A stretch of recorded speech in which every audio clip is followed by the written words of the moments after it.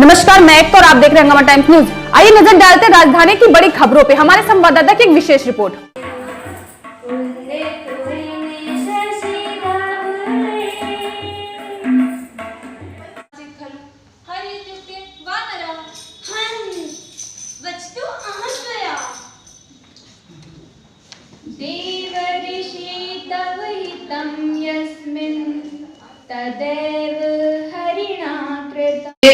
मुहिम है कि संस्कृत को आगे बढ़ाया जाए। हमारी देव भाषा है। हम संस्कृत में यद्यपि बोल नहीं पाते हैं लेकिन समझते हैं। संस्कृत हमने पढ़ी है थोड़ी, तो अच्छे तरीके से समझ में आती है। ये कार्यशाला सराहनीय कदम है।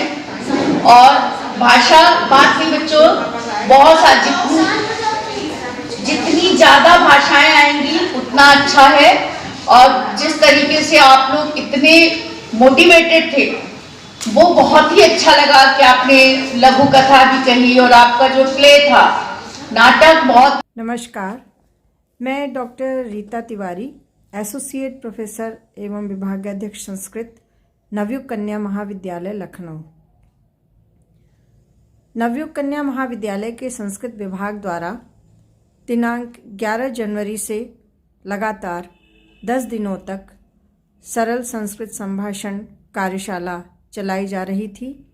यह कार्यशाला लोक भाषा प्रचार समिति उत्तर प्रदेश शाखा के साथ संयुक्त तत्वाधान में आयोजित रही। इस कार्यशाला में लगभग 30 प्रतिभागियों ने प्रतिभाग किया और प्रतिदिन यह कार्यशाला 2 घंटे चलती थी। इसका समय 1 बजे से 3 बजे तक रहा। इस कार्यशाला में सामान्यतः कोरोना के कारण बाहर से बहुत प्रतिभागी नहीं आ पाए, किंतु 4 प्रतिभागी बाहर से आए और उन्होंने भी बहुत अच्छे ढंग से प्रशिक्षण प्राप्त किया। विशेष बात इस कार्यशाला की अगर हम देखें तो ये कार्यशालाएं क्यों आयोजित की जाती हैं, इसका एक लक्ष्य होता है कि प्रत्येक मनुष्य के अंदर, व्यक्ति के अंदर एक विशिष्ट प्रतिभा होती ही है।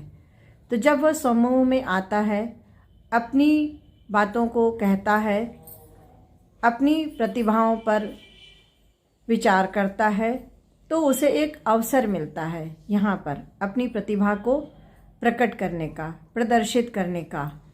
तो इसी क्रम में आज दिनांक 22 को इसका समापन समारोह था, जिसको कि हम लोग संपूर्ति उत्सव कहते हैं, क्योंकि यह जो ज्ञान की परंपरा है यह कभी समाप्त नहीं होती है, यह निरंतर चलती रहती है।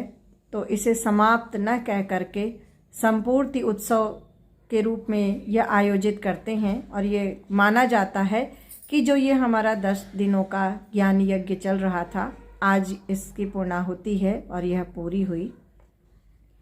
इसमें हमारे स्नातक कक्षाओं के अधिकतर छात्राएं सम्मिलित रहीं और इन्होंने मनोरंजक कार्यक्रमों के द्वारा, जिसमें कि एक लघु हास्य नाटिका भी प्रस्तुत की गई, नारदस्य विवाह इच्छा।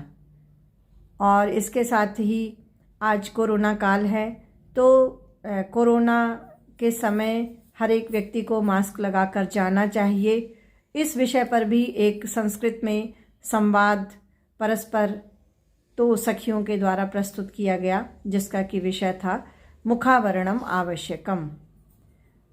इसके साथ साथ बच्चों ने अपने अनुभव भी प्रस्तुत किए कि उन्होंने यहाँ पर संभाषण में प्रतिभाग किया, कार्यशाला में रहे 10 दिनों तक, उन्हें किस प्रकार की सुखद अनुभूति हुई, किस प्रकार कौन कौन से उन्हें कष्ट हुए, इन सभी बातों को और क्या इसमें और भी सुधार किया जा सकता है, इस प्रकार की चर्चाएं हुईं। संस्कृत में लघु कथाएं प्रतिभागियों ने सुनाई, चुटकुले सुनाए। तो इस तरह से ये पूरा जो हमारा समापन का कार्यक्रम था, संपूर्ति का कार्यक्रम था, बहुत ही कह सकते हैं कि अभिरुचिपूर्ण था और सुंदर था, साहित्यिक था। तो इन्हीं सब के लिए हम प्रत्येक वर्ष अपने महाविद्यालय में इन कार्यक्रमों का जरूर आयोजन करते हैं, क्योंकि बहुत से बच्चे ऐसे होते हैं जो कि संस्कृत नहीं ले पाते हैं और उनके अंदर इन सब कार्यक्रमों को देख करके एक अभिरुचि उत्पन्न होती है। और मैं ये बता दूं कि हमारे इस कार्यशाला में अन्य बच्चों ने भी बड़ा प्रतिभाग किया जिन्होंने मुख्य रूप से संस्कृत विषय को नहीं लिया था। संस्कृत पढ़ना, समझना और पढ़ाना ये बहुत ही सरल प्रक्रिया है और इसी प्रक्रिया का प्रचार प्रसार करने हेतु विशेष रूप से यह कार्यशाला आयोजित की गई थी। हम सभी भाषाओं को पढ़ें, लेकिन संस्कृत अवश्य पढ़ें। यह हमारी संस्कृति इसमें सुरक्षित है। इसको जानना, इसको समझना, ये हमारे लिए गौरव का विषय है।